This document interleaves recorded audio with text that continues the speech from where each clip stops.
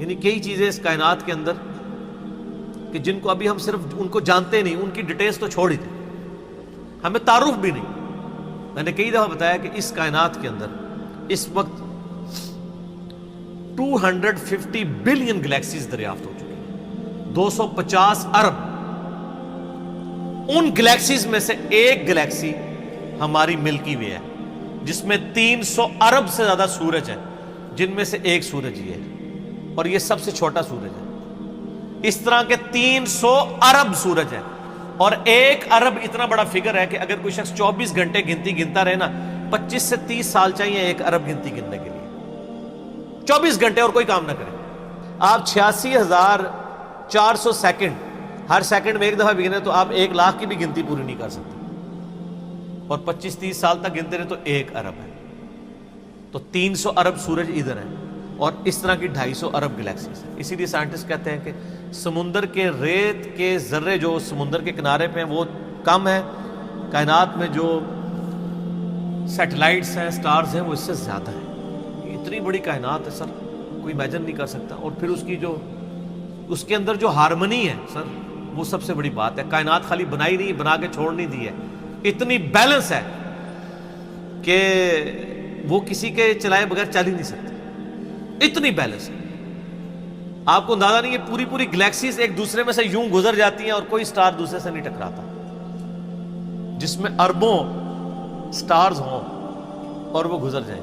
سر آج تک ہمارے آباء و اجداد میں سے کسی نے سورج کہ سورج نہ نکلا ہو،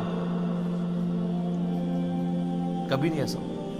سن ان لاز کا پابند ہے جو اللہ تعالیٰ نے اس کی ڈیسٹنی میں مقرر کرتی ہیں پچھلے 15 ارب سال سے۔ ود رسپیکٹ ٹو زمین، ظاہر ہے سورج تو نکلتا ہے، غروب تو نہیں ہوتا، ود رسپیکٹ ٹو زمین۔ سورج کا کوئی باپ ہے جو اس کو چلا رہا ہے، 15 ارب سال سے بغیر فیول کے وہ چل رہا ہے، اور اس کے اندر اتنی روشنی ہے کہ ہر سیکنڈ میں 50 کروڑ ایٹامک بم کے برابر انرجی صرف ایک سورج میں سے نکل رہی ہے۔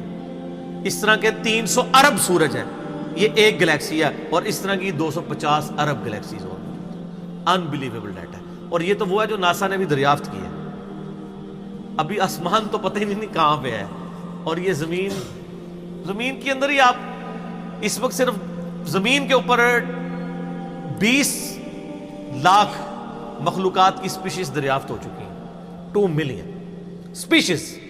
یعنی اگر آپ گننا شروع کریں، انسان، گھوڑا، گدھا، کوا، چیل، مرغی، اس طرح آپ سپیشیز نباتات اور حیوانات کی گنے نا، ان کی سپیشیز کی تعداد 20 لاکھ 2 ملین ہے۔ پھر ایک سپیشیز وہ آگے پھر بلینز میں، انسان ہی 7-8 ارب ہے۔